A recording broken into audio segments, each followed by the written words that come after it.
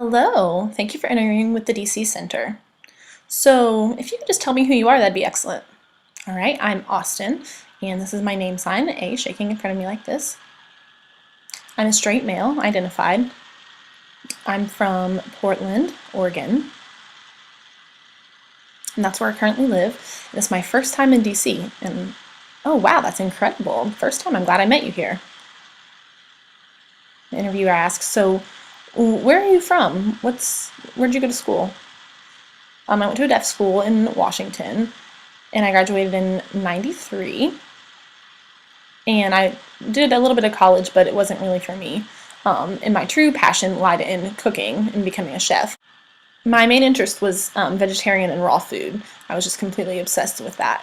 And I studied that for a year and was certified with that cooking. And then I went to Seattle, Washington. They have a program there on raw food, and I took that and I really loved it. It was a really fun experience. So I'm certified in both of those currently. And okay, so that's great. So today I met you through a trans panel, and you're at Gallaudet. So do you mind explaining to me what you were doing with the trans panel? Alex had contacted me he had invited me to be part of the panel and to show my movie. And what the panel was going to involve was different panelists who were trans, who have the opportunity to describe their varying experiences and kind of understand what it's involved in meeting someone who is intersex and deaf, or in what their identity means, and if they're man or woman, and what their decisions have been. It's a really interesting panel. The audience was really curious and questioned all 5 of the panelists, and they were really happy to share their experiences and to kind of unite together on this panel. I'm not a Gallaudet student, so it was really an amazing honor that they had invited me to come. Well, thank you for coming. It's wonderful to see you, and the panel was just incredible. So I had a question for you. Tonight, your movie, if you could describe a little bit about your movie, that'd be great. Okay, sure, yes. So the title of that is Austin Unbound. Unbound as in the sign for, kind of coming free, coming out. The movie is about my life, my story, my surgery, my top surgery. Just my life in general. Before that happened, the movie, that was about 8 years ago. Eliza, she was the one who approached me, and they knew that I was from Portland, Oregon, and they had heard that I was deaf in the deaf community and queer as well, and that I was open and out, and that I wasn't afraid of, to be who I am, and that I identify as a straight male. And she had met someone before who was like me, and that person was also a very private person, and she asked to record them, and they were not having it. So then what happened was that there was an event that she was at, part of a panel. There was an event that both of us were at, and she wanted to, film that experience. And she heard that I'd be having surgery and asked, and I told him that yes, I would be having it in about a month or so. And he wanted to know if he could record that. I was really resistant. And I also thought he was joking because at the time he had been drinking and I didn't know if he was serious. Anyway, so I let it go, I left. And then about a day later, he contacted me, still talking about the same thing. And I discussed it with my ex, who at the time I was with, and her name's Lola, hearing and queer. That's how they identify. Lola's really great. So we had been talking about it, and I'd said really my intention with getting the surgery was that so after it was done I could move on with my life as a free man and just continue. And I didn't know if I wanted there to be video documentation, a movie that would sort of show that I was trans. And then Lola made a good point of saying, up until now you've been very expressive and open, and you've not allowed anything to stop you. And you've done a really good job of describing your life and your experience, and I thought that was true. So I decided to go ahead and do the movie, and then I'd tell my story, and when I was done with that, then I can just go about my life, and people can see that, and it can be sort of an educational tool. So I went ahead, and I agreed to do the movie. And so we made the video. So we had to travel to go to the surgery, and that was in San Francisco. And I went with a crew, and there was 3 of us who were deaf. There's the assistant, and then a woman who was really great as well. And then that's the 3 of us. My best friend James, who I grew up with, he joined us as well to take the trip. We took turns driving, and we traveled all around. And when we got to San Francisco, and we recorded the surgery and everything, the experience was incredible. Only me and James stayed for a week to recover. And then we left from there and video recorded everything for about a year. And then after that, we worked for 7 years, editing everything and then fixing it, captioning it. And I had to meet and figure out how to, do everything that was required to get this movie released. And it was a lot of work. So I'd met with him repeatedly. And each of the members of the crew, we'd just gone out and kind of, continued our life and moved on. But Eliza was still working really hard on this project. And then finally, in November, it was released and reviewed and advertised. Up until then, about 5 years before that, a man had contacted me, a deaf man, who is from New Zealand. And he had moved to the UK, and he was deaf and trans, and he didn't have any support. So he had contacted me, and had contacted my friend, and then they contacted me, and we were able to provide that support and do video chatting, and talk about his concerns and his language. It was just an incredible experience. Another deaf throughout the States, and provide support for them. And helping him helped me come to the realization for the title of this documentary. Actually, I had been struggling with coming up with something, and Lola had said Unbound, such as coming open, unbinding my binder after having the surgery, and I really agreed and thought that was perfect. So I went ahead and decided that that's what we would go ahead and use, because it's so fitting.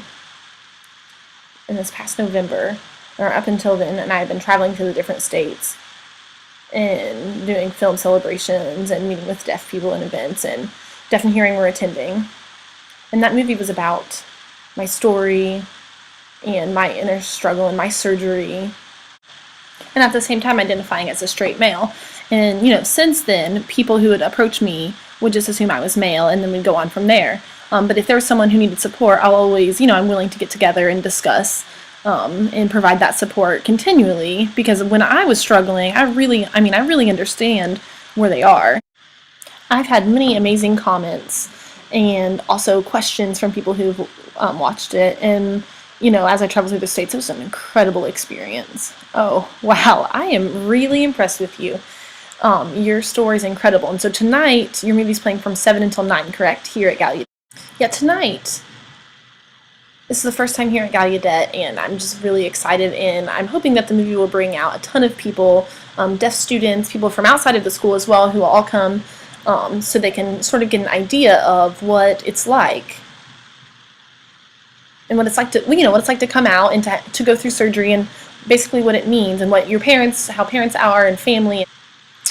I think this will sort of open people's eyes and create more visibility, because it's really important to be visible. Also to the hearing audience as well, and for deaf parents and for hearing alike, to have that visibility is so important.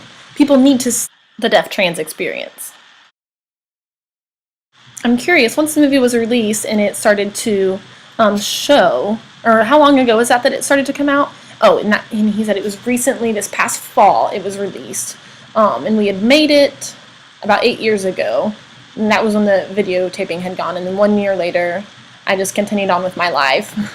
But finally, it was able to be released and ready and captioned and edited and made perfect. The decision was made that background sounds such as rain or walking, basically any noises in the background, that those would stay, but there would be no music. It was their idea, and some people disagreed with that. I personally am fine with whatever. I think it's interesting, though, because the deaf can watch the movie and see the signing, and then the review says yes, and to be able to connect. Austin explained, imagine if you were watching this movie, and you're trans, and you watch the movie, and you see the closed captioning, but the ASL, it's really expanded compared to the captioning. We didn't really have time to fit in all of the ASL expanded version, so when you watch it, it's really cut down a lot from the signed version into English. It's really summarized. So that was a tough decision to make. Okay, so since last year in the fall, people who are trans have started to connect with you. How exactly do they connect with you? Okay, and Austin says how. Okay, so yes, They can connect with me through YouTube or Facebook, or to go through the website, which is austinunbound.org. And if people look on there, you will see a Deaf Trans link, and you can click that, and under there there'll be a link that you can review, and if that's something you're interested in, you'll be able to contact directly Eliza's webpage, Eliza, who's the producer, and then ask them to contact me to ask for permission, and then they'll contact me for permission for that first individual to contact me, and if I say yes, then they can directly contact me that way. It's really a great idea. And the interviewer says, okay, so one last question for you. So if you could say one thing or give advice for other deaf trans people, what would you say? Austin: I have a lot of deaf trans people that I've met, and just to keep their privacy, I'm not going to name any names, but if you feel like you need support, you don't have to have surgery, you don't have to limit yourself, really. If you want to have a discussion, or maybe you have things that you're curious about in relation to analyzing identity, or things connected to surgery and post-surgery and identification in that sense, or even about your name, anything that could be concerned with that, identity surgery, anything along those lines. If you need support, I'm more than happy to give you that support. I even had one hearing person contact me. Well, they didn't contact me, but their partner, who's an interpreter, contacted me and asked me, and they wanted to know about my surgery, my top surgery, and they're just really curious and asked me quite a few questions, and I gave them answers. I understand that some people want to have privacy and that you don't want to share your business with everyone. If you need support and you need to find something that you're comfortable with, perhaps, whatever it is that you need to feel comfortable, whatever that support looks like, if you're deaf or hearing, I feel like, perhaps seeking counseling or some sort of social advocacy, a group that is of interest to you and that will keep your confidentiality. Maybe you could join some kind of a private group, like a discussion group, people there who, know what you're going through, and it's nice. All around the world they have places like that. A lot of them are for hearing, but also deaf are welcome at those situations, and there can be places you can find with signing. Well, okay. Thank you so much for coming and interviewing with me. You're really incredible, and I'm happy that I was able to meet you while you were here. Hopefully I'll see you around, maybe in Gallaudet again. And Austin says, yeah, hopefully, I don't know, I guess we'll see. Who knows what the future holds. I said, all right, well, thank you. It was nice to meet you.